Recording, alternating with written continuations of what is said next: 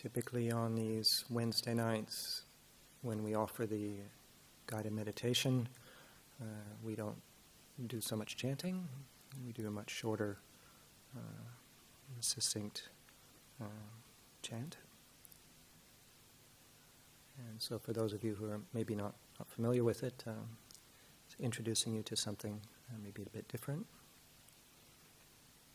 And that teaching that we just chanted in the Pali scripture language, considered the first sermon or teaching by the Lord Buddha. And it's laying out the Four Noble Truths. And, very simple intellectually, it's not a complicated teaching. And in some ways, I like to consider that it's not a complicated teaching in terms of application. It's recognizing that there is dukkha, or stress, unsatisfactoriness, suffering, pain, dislike, all sorts of words that are useful to use as translations, because one word, I feel, doesn't fully cover it. And then the second noble truth that there's a cause, and that cause is some sort of craving, some sort of thirst to alleviate suffering by either getting what we want or getting rid of what we don't want, either materially or to do with the sense of self, personality. And the third noble truth is that there is the possibility of a cessation. Things do end. That even all stress and suffering, there is an end to it. There can be an end. And then the fourth noble truth, it lays out the path to make that possible, to develop a path to be developed, the Noble Eightfold Path. So as I said a moment ago, it's not a complicated teaching intellectually, to the point that sometimes it's dismissed in some circles as, that was the Buddha's first teaching. And yet, when considered, you don't even really need to consider much further or to look into it to see the actual profundity, that it's a path of practice to lead us to the end of suffering.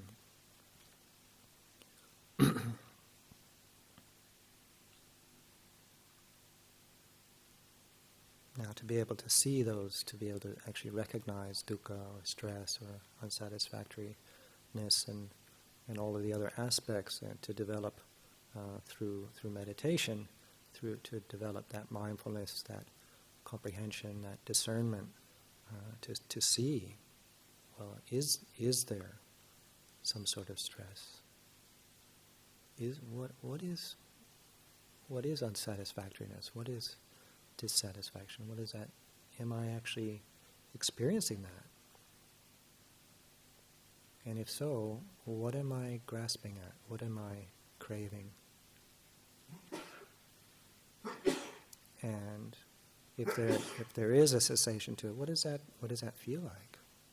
What's the cessation? So when there's dukkha and when there's not dukkha, to really discern. And then also through the mindfulness and steadiness of heart and mind to be able to develop the Noble Eightfold Path. It's a practice. This is really, and so through, as I mentioned already, through meditation is a very efficacious, effective way to give ourselves that chance to allow the heart and mind to settle, so that we can see what's going on. See those dynamics happening. Are they present? Are they not present? Because so much of the time it's quite easy for us to mask things through busyness or through, all sorts of ways of distracting ourselves. So the fact that, these, however many people are in this room, it's about 50 people, and however many are logged in on the YouTube, it means that we're interested. We're interested in developing this heart and mind that can see dukkha and to let go of dukkha. And as has been said by countless people, the Buddha, would he have taught something that wasn't possible? And this has been practiced under his guidance, is his instructions for almost 2,600 years. So let's utilize this opportunity, this occasion, this opportunity this evening to further develop our practice. And maybe it's the first time we're even coming here or logging in. And so I'll give some basic, simple instruction. And my own view is that even if we've been meditating for 40 years, to keep it simple. Keep it simple. The Buddha's instructions were actually quite simple, not complicated. And as human beings, we're basically taught to become overcomplicated. And so let's try and simplify things. Just allow the heart to settle, allow the mind to settle, not to force it. So, first of all, it's always, I find, effective to check our posture. In each meditation session, just to check the posture. Wherever we're sitting, whether it's a chair, bench, floor, whatever. To check that we are in a position that can be held reasonably long period of time without moving, but without too much without tension. And so to find a balance in the body, that neither leaning forward nor backwards, neither side to side. Try and imagine your ear canal, center of the shoulder socket, and hip socket all in line. Try and imagine that.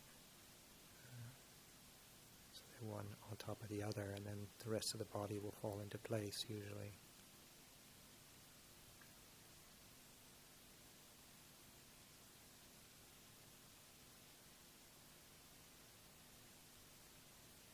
Trying to bring a relaxed energy, or a relaxed alertness to the body, so not slumped and yet not rigid. Try and find that middle ground where the body is upright but not tense.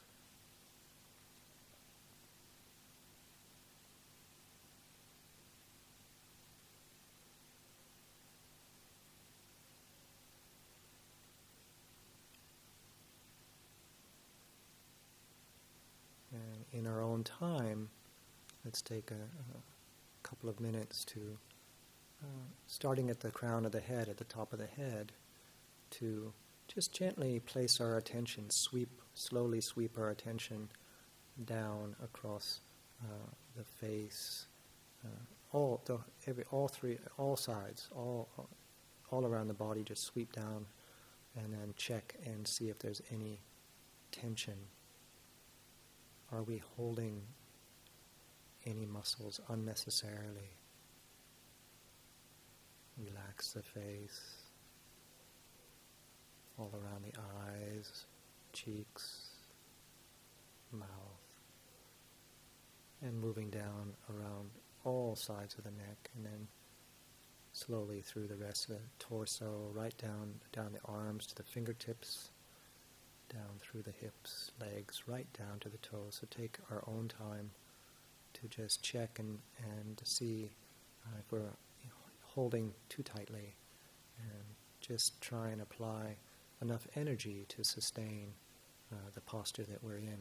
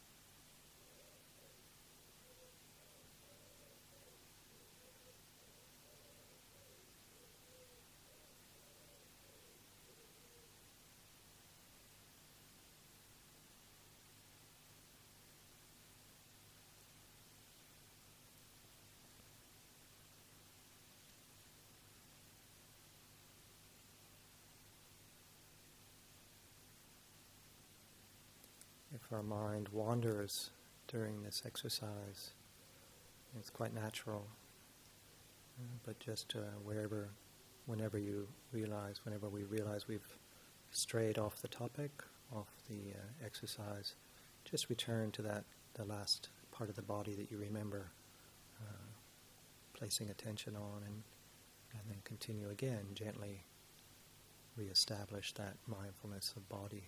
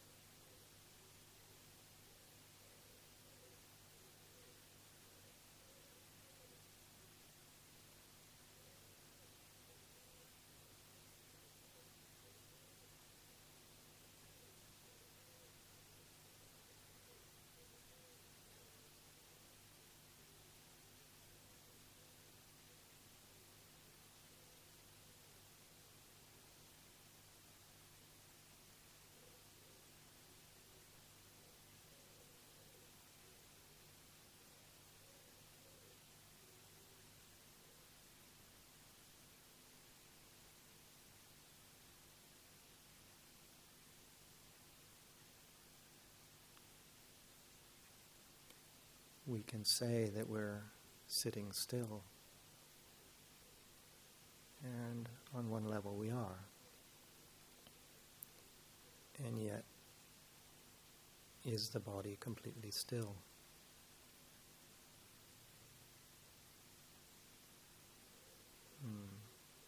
By placing attention on the body in this way, we notice the subtle movements. Our heart providing the circulation of blood, and the breath. And of course, they're completely related.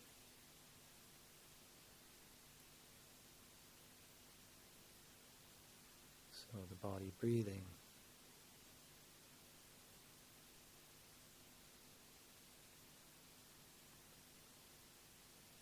So when we've completed our sweep of the body to relax, I suggest bringing the attention to the breathing process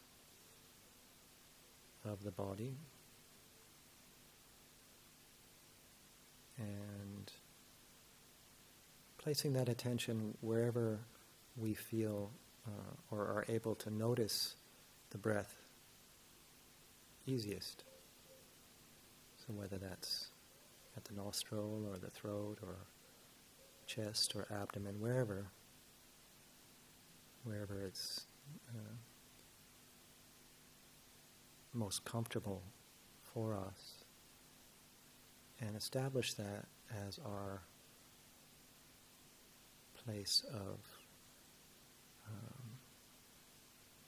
attention. And just recognize when the breath is coming in, and recognize when the breath is going out. Recognize if there's a gap between those two.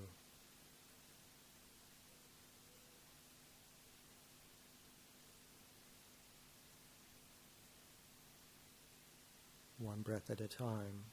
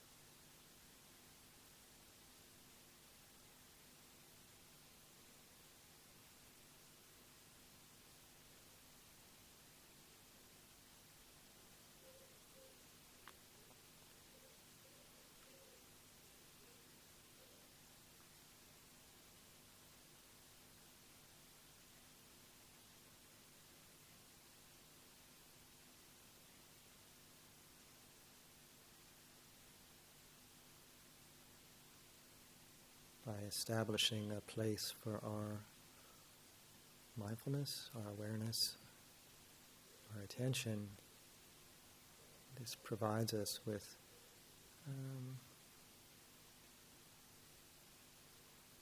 a way of noticing when the mind strays.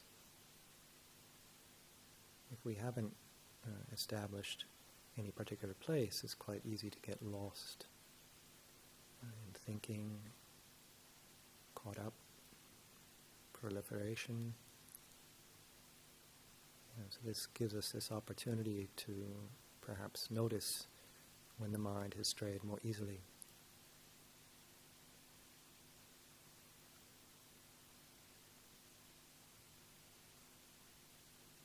And that's the exercise, is to learn to notice and discern when things are present or not present.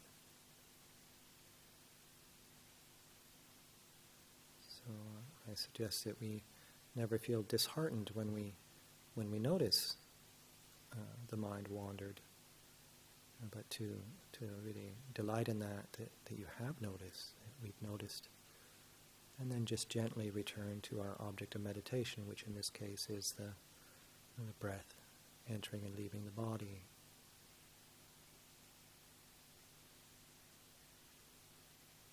Really, no matter how many times this happens, this is the exercise. Gently return to the breath.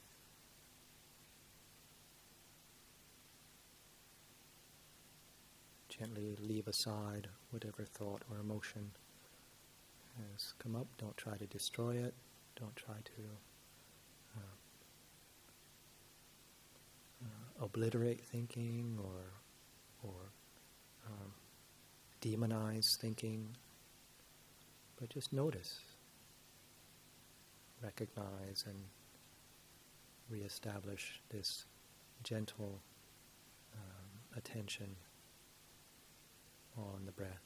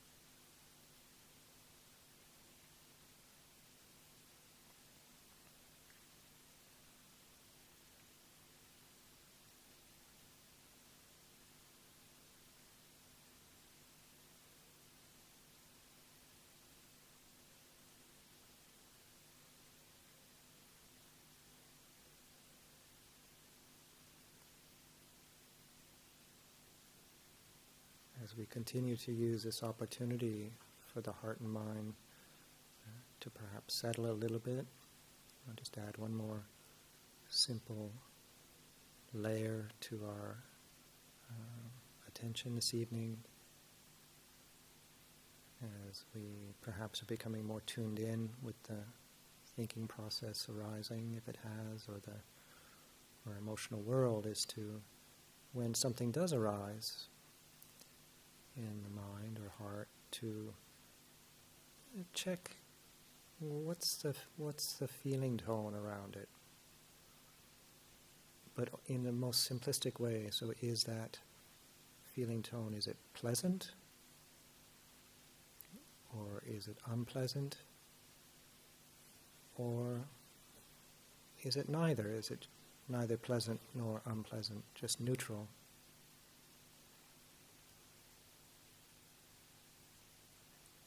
So if pleasant thoughts have arisen, recognize that before returning to the breath. Just make a mental note. Oh, these are pleasant thoughts. And vice versa, if it's unpleasant.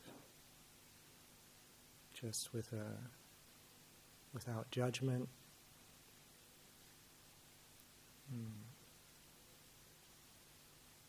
Or is it just neutral thinking, some thoughts that don't really bring up any particular pleasant or unpleasant feeling tone around it? Thoughts and emotions. Part of the human realm. It's what we are. It's just part of the human package. Intellectual and emotional world. A few minutes ago I used the word, or the phrase, don't demonize thoughts or emotions, but recognize. Get in tune with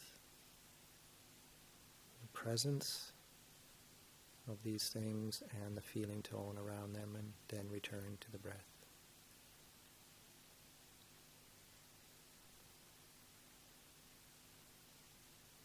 Gently.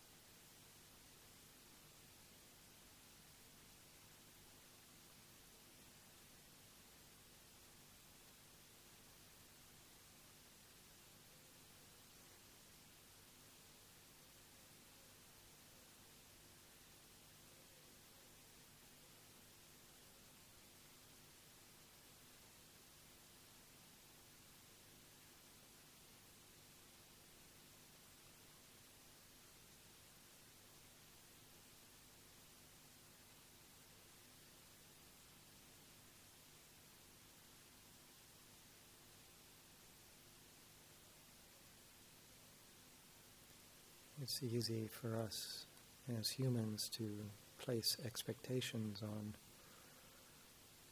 meditation, on what we think the results should be, could be.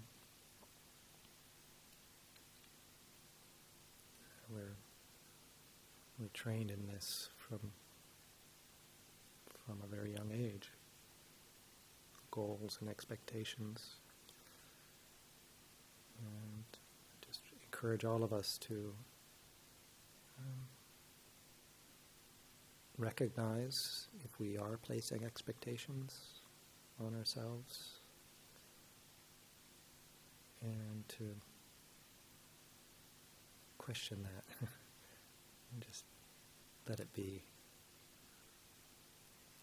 We have some sort of idea what we think meditation or successful quote-unquote meditation is, or develop meditation.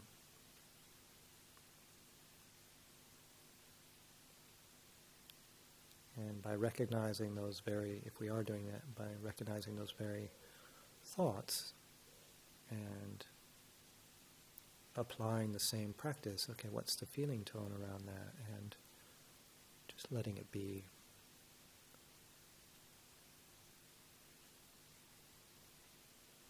Meditation is the method to develop discernment and wisdom to let go.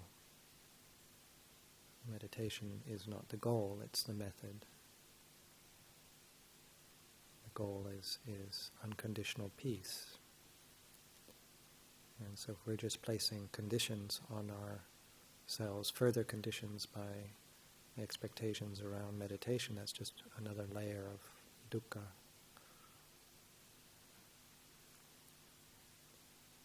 Because how many of us ever feel satisfied with our meditation?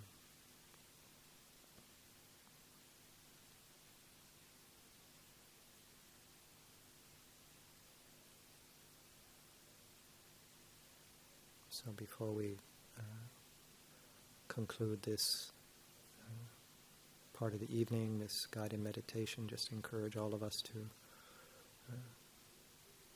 keep practicing, no matter what our situation is, even if we can only find 5 minutes a day, if we're having quite a full life, even just a few minutes a day of stopping, putting everything down, tuning in, checking in with the heart and mind, check in with the body, regularly, every day. And if we can devote more time to that, all the better. But here also not to place huge demands on ourselves, especially if we're living out in the world. And it's one thing to live here in a monastery where things are set up for this, but if we're living out in the world, to not place unrealistic expectations on ourselves or demands, but to work within our current situation, but give ourselves this opportunity to develop this discernment, this way of seeing our inner world and letting it flow, letting it go, and discerning what we're hanging on to.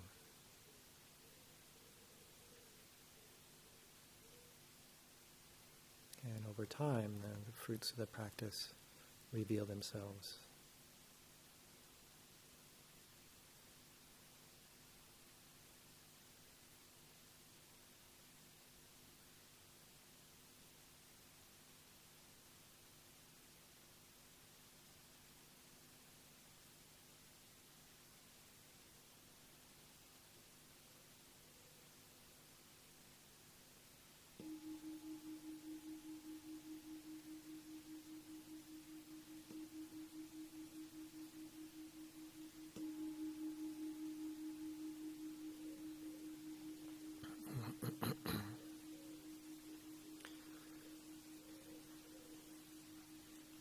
As I mentioned at the beginning of the evening, this is a sort of multi-event evening,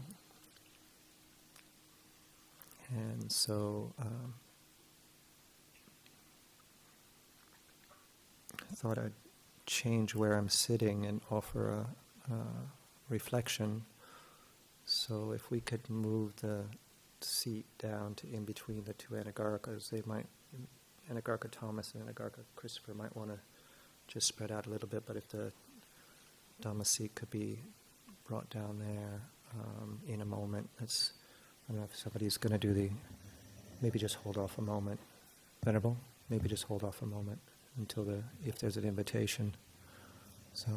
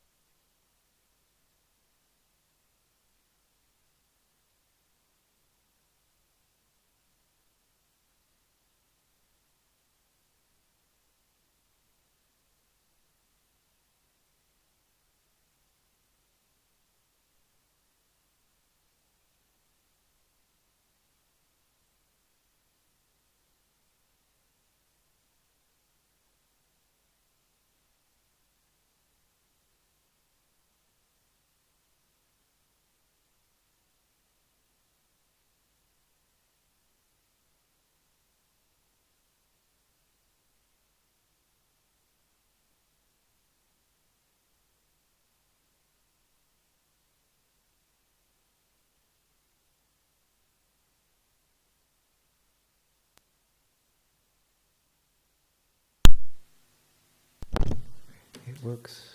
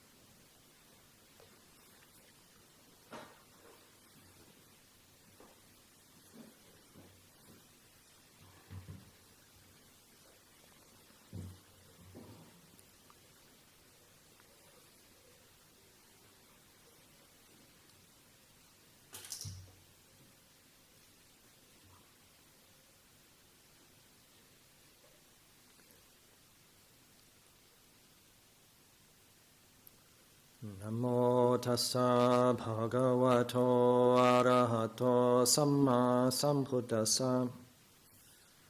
Namo tassa bhagavato arahato samma sambuddhassa. Namo tassa bhagavato arahato samma sambuddhassa. Buddhang dhammang sanghang namasami.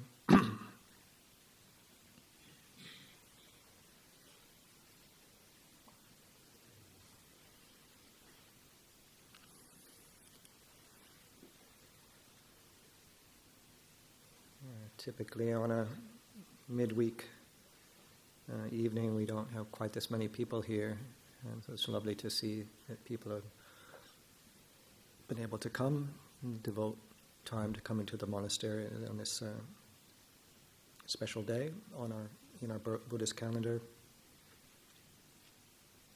It's also a lovely evening, warm, calm, such a tranquil evening. Outside also.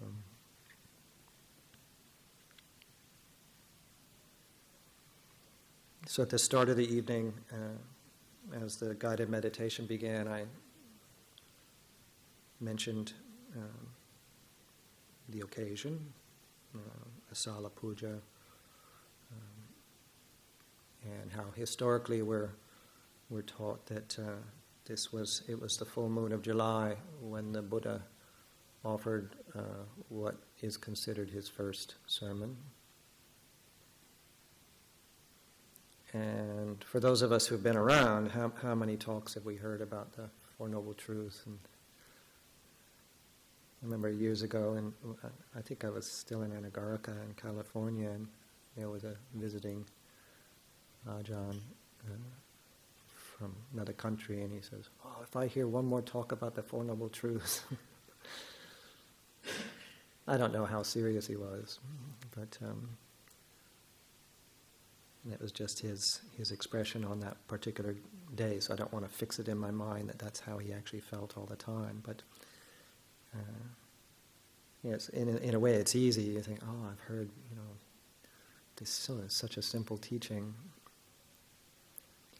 It's not hard to memorize, it's not hard to intellectually to understand the words. And yet, on reflection, and when you start to unpack it, not to add complexity to it, but it's just, I feel it's a rich, profound structure to be able to just as simple, even to ask the simple question, well, is there suffering? Is there dukkha or is there no dukkha?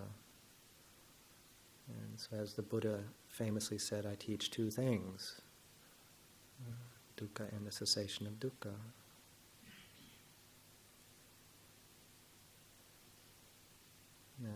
Discerning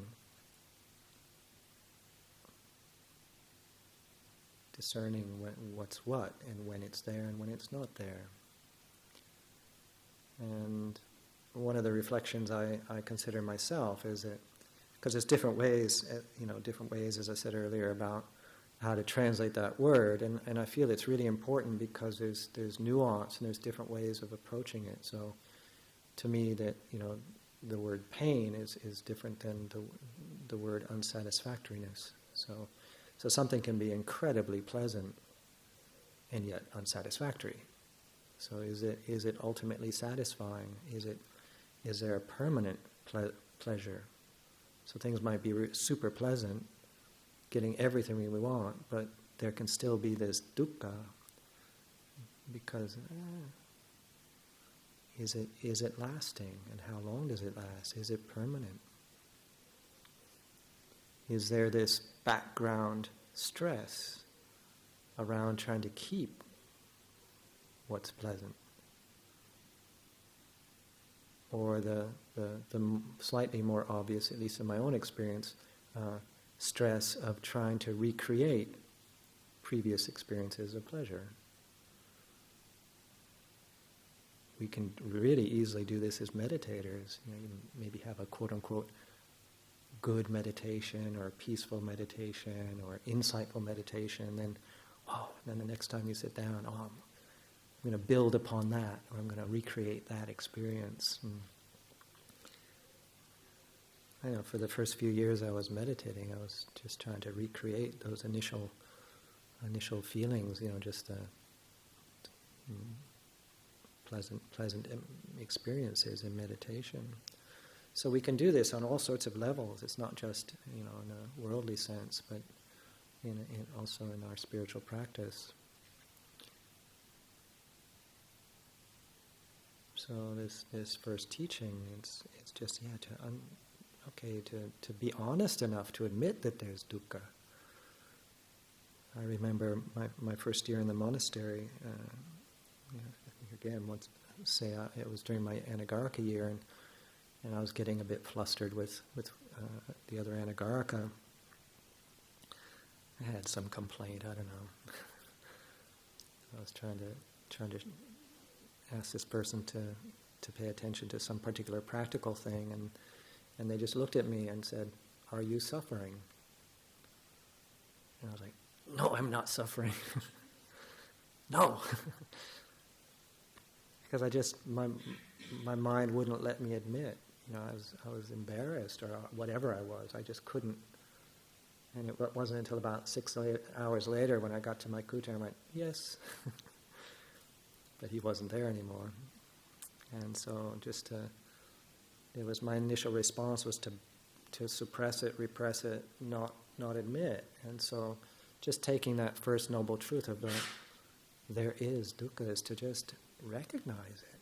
So as we were doing earlier this evening, just to recognize when something is present or not present. That, in a way, we can maybe think that that's not much. But if we don't even know something's there, how are we going to let go? If we don't realize we're hanging on. It's like, the example I use, which is not a great example, but there's a condition. It's not a very common condition, but people that don't have sensation, like let's say in their hands, in the nerve endings, that they don't feel heat or cold or anything. They don't feel, and so people like that. One of the most dangerous things is around obviously picking something up that's hot. So especially when they're cooking, they need to be very attentive, or going into a bath if their feet and hands don't feel hot or cold, and so. Because if we pick up a hot pan and we don't know that it's painful, we don't let go. But if we know it's painful, then we let go. Now, that's oversimplified in terms of our inner world. Because it's not, just because we know doesn't mean we necessarily know how to let go. Because I was using a physical example, of course we're going to let go, but I do reflect on this a little bit, because if we know that we're hanging on to something, if we know that there is this stress, this unsatisfactoriness, this painful feeling that would, and we realize that, we see that, and then investigate, second noble truth. There's something, I'm craving something. There's something I'm craving, either through the senses, through sense pleasure, through some sort of pleasure, through the eye, ear, nose, tongue, body, or through the intellect, trying to fulfill our cravings through gratifying the senses.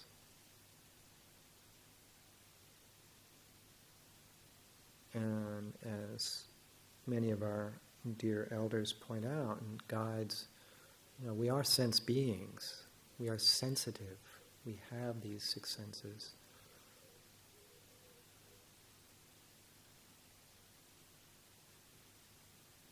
Do we want to become something psychologically, emotionally? Do we want to become? That's another way of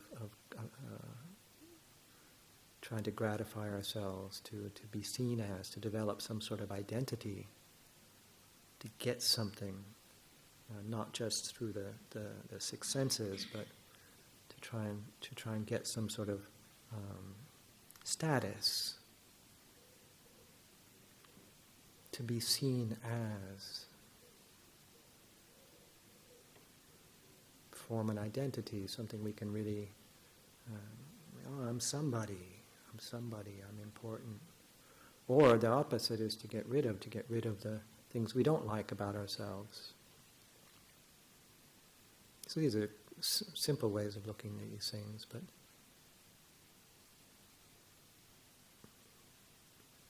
But that doesn't mean that we don't try, that we don't put an effort. That doesn't mean that we never go and look at something beautiful or listen to something beautiful, eat something tasty. It doesn't mean we don't do that, but we don't do it with ignorance. We're not doing it. We're not fooling ourselves into thinking that in and of itself is going to, bring us to some sort of happiness. It's just temporary, and so, how much energy are we putting into shaping our world just to gratify the senses? Does this mean that we don't try to maybe develop a career or some sort of skill? Of course not. Yeah, go for it. We put in wholesome effort, but we're not attaching to some sort of identity that, some sort of, I am this. And we can even do this in monastic life. No, I really, there's no essence of Buddhist monk. Buddhist monk is a form. Buddhist nun is a form. It's something we picked up, something we asked for.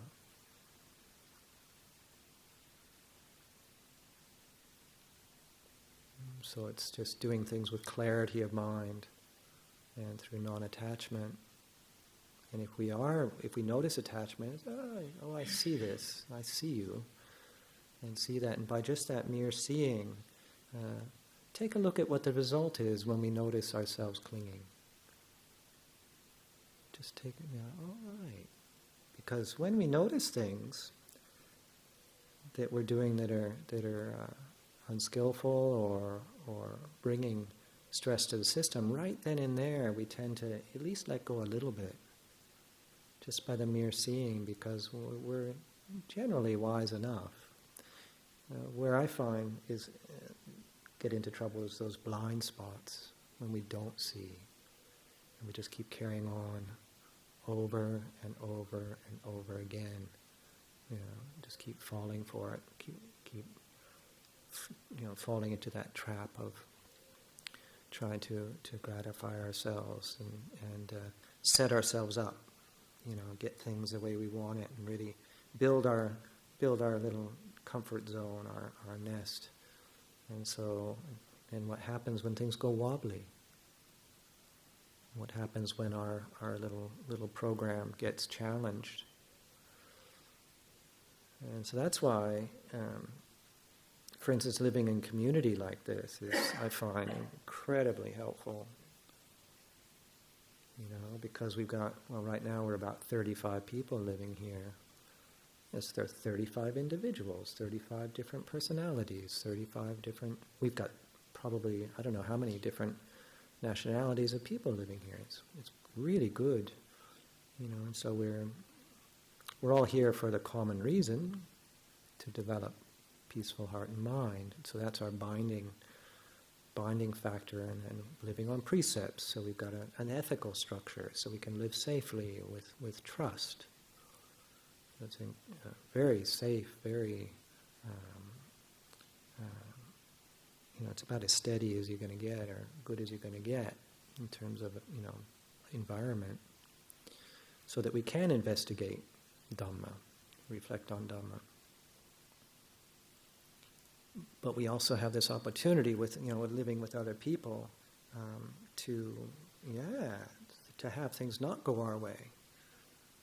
I think when we're always getting our way, and we really get fooled into sort of the slumber of comfort, sort of trap, and think things are going, I'm getting really peaceful, and then something happens. Maybe a personality arrives that doesn't quite fit with ours, or things go all wobbly, or some sort of challenge comes up, and we should in a way welcome those as our teachers. We've heard that a lot. Use these things as our teacher, or Ajahn Chah saying, let everything teach us. Very easy to be peaceful. For instance, we have these huts, these kutis in the forest. Quite easy. When I'm sitting up in the forest, especially on maybe a solitary retreat period, no responsibilities or minimal responsibilities, no contact, pretty easy to be peaceful. Pretty easy to have loving kindness for all sentient beings. But can we do that when there's mucking in with 35 people? Can we develop the heart and mind that can be at ease when things aren't going the way we want? So this practice is not about just restructuring and rearranging the furniture under a sort of spiritual banner of just getting what we want. Finding the monastery with the routine that suits us, finding the monastery with everything, right, everything is the way I like it. So I like it when things, not like it, likes maybe not, I appreciate it when things don't go the way it's planned. I appreciate it when as long as it's not dangerous for anybody, as long as nobody's been hurt or something. But I appreciate it when things go in a different direction, because it exposes my attachments to having things the way I want. And then that's our teacher, is it? So through the mindfulness, through the method, as I use that term during our guided meditation, the method of using meditation to be able to see the heart and mind, to recognize what's in the heart and mind, to discern between liking and disliking, pain and pleasure. The more we see, and then so this is our method of then seeing where the binding points are, where we bound up. And I quite like that translation Ajahn Chah in America uses for full awakening, for nibbana, the unbinding. And there's lots of translations of nibbana, and he offers that as one of them. And we're no longer bound. Our bindings have loosened up, and we're no longer bound up. There's a freedom. The obstructions falling away, the obstructions to peace, all the grasping, clinging, trying to become, trying to get rid of. But does that mean that those impulses have completely disappeared? I can't say, because this is not my experience, nibbana. Or is it that recognition? So when the impulse, maybe the impulse comes, but it just doesn't stick. It has no fuel. There's no fuel for it to, like the spark of an impulse. If some sort of defiled impulse arises, if it's not fed at all, like the sparks. So, if we ever been, I think we've all been around a campfire, or a bonfire, and sparks sometimes, puck, and they fly out of the fire, and they kind of, some of them land, they might even land on us, and so, but if they land on the ground, if there's no fuel, they just die there and then, they just fade away, no problem. But if there's fuel there, some dry grass or something there, and it catches it, all right, then there's problem. We have fire, we have heat, we have pain. I remember as a child going to a camping situation, Cub Scouts or something. I went with my dad, and there was a big campfire, and there were these big. They had made the fire and the barbecue using these old pipes they'd found, ceramic pipes, and something cracked, and the pipe sort of almost exploded, and this piece of the pipe landed kind of in front of me, and I was so stupid. I picked it up. I was a little kid. I was about 7 years old. I picked it up, and I had to go to the infirmary, and get my hand, put medicine on and strap it up. But if I hadn't have picked it up, no pain, no dukkha, because I didn't have the discernment or the wisdom to leave it be. And so if through that mindfulness, through experience, we're again, like we were doing earlier this evening, to noticing. And when we notice to not pick it up, we don't have to push it, we don't have to kill it, we don't need to sanitize, sterilize consciousness. You sterilize the heart, sterilize the mind.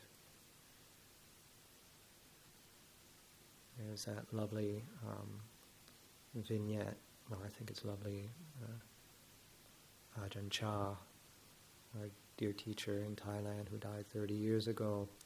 He was, I think, as I remember the story in the books, because I never met him, receiving guests underneath his hut, underneath his kuti, and there's an open area, and he was receiving people, and in the group of people, lay people, was a palm reader, and apparently was trying to see Lumpur Cha's palms.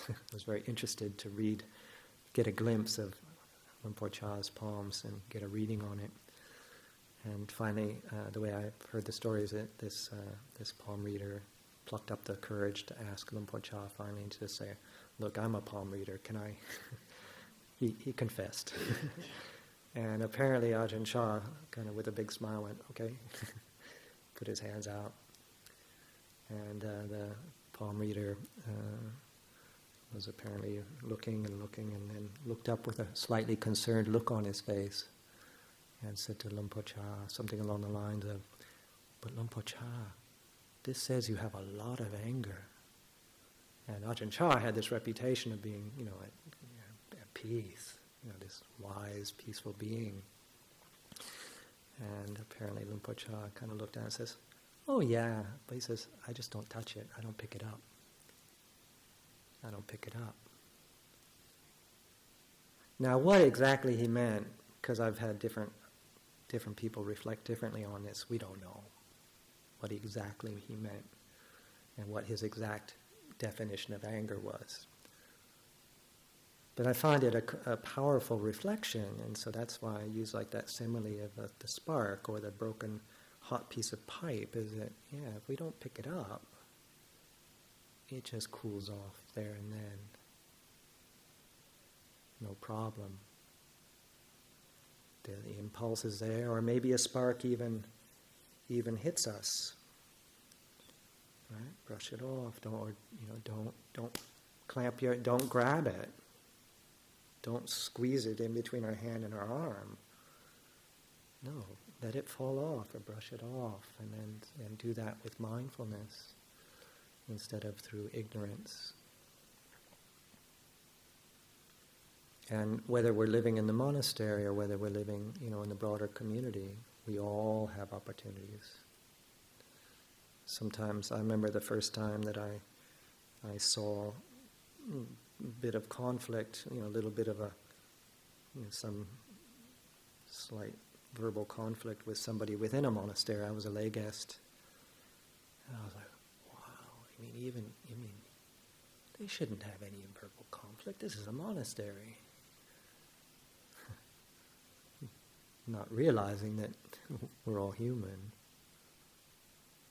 We're all human. What they weren't doing was using harsh language. Could happen, but they weren't. And what they weren't doing, they weren't hitting each other. So it was just a little bit of a disagreement, and it was done. What we can all do, whether we're wearing robes, monastic robes, or living out in the world, we can all experience these things. Yeah, just by living in a monastery, that doesn't. There's no pile of defilements out in the front driveway, out on the lane, that just get left behind as we walk through the gates. Our habits, our likes and dislikes, our conditioning. No matter where we are, and similarly, no matter where we are, we can work on this. We can develop this inner listening, tuning in.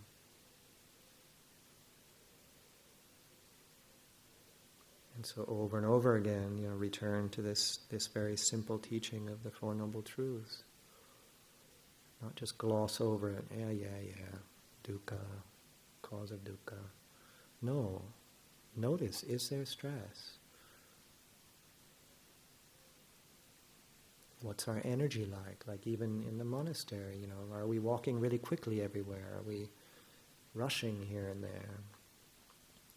Are we winding ourselves up a little bit? And not to judge ourselves, but to notice, all right. Just to recognize that. Just, relax around it. Living out in the world, how do we go about our day?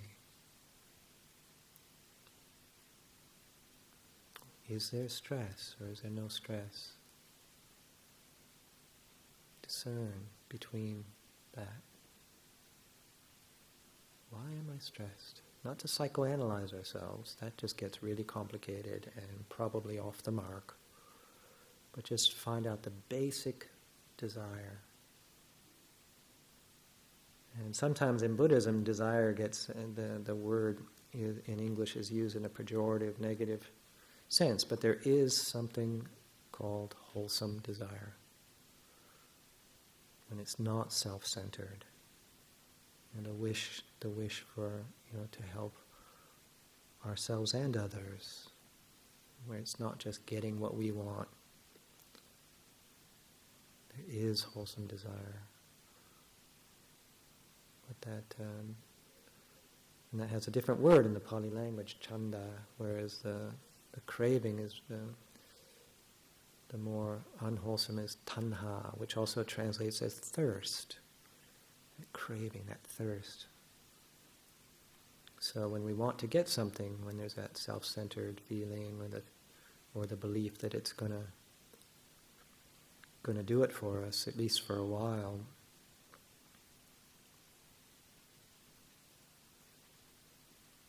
but it's up to us how far we want to take this. It's up to us. And that's why, this encouragement towards this deep mindfulness, discernment, attention, to see and choose. When we see ourselves doing this, choose. What do I want? Do I want to keep suffering? For a long time, that's been my practice. When I notice, I was, okay, choose. You choose. Want to keep feeding this? And always the answer is no. And let it go. Comes back, let it go. Comes back, let it go. And maybe the next door neighbor's cat keeps coming around looking for food. If you don't feed it, it's eventually going to stop coming around. It's going to figure it out. I ain't getting fed here. So just don't feed these impulses, and then they tend to weaken and they just lose their power. Even if they come up occasionally, they just have no power. Don't pick it up. Pūjā. Oh yeah, anger, yeah. I'm experiencing that, but I don't pick it up, don't touch it. But we recognize those impulses. This is life's work, it's there's no quick fix to this. It's not that we just meditate a few times and we've developed this. And just keep plowing away, keep plugging away, with no set expectations, no time frame. That's a great way to develop dukkha, is putting a time frame on our spiritual practice. Oh, within a year I should be able to do this or that, and I shouldn't be suffering, or I should experience this. And no, it's not about getting more experiences. It's about seeing experience as experience and letting go. This unconditional, unshakable peace.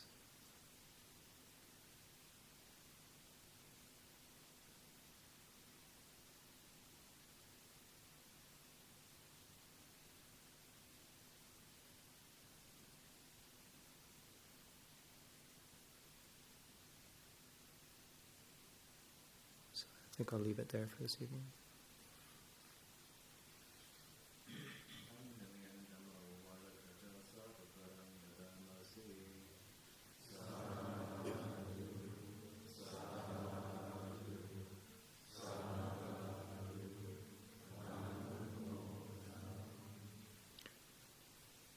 So next on the program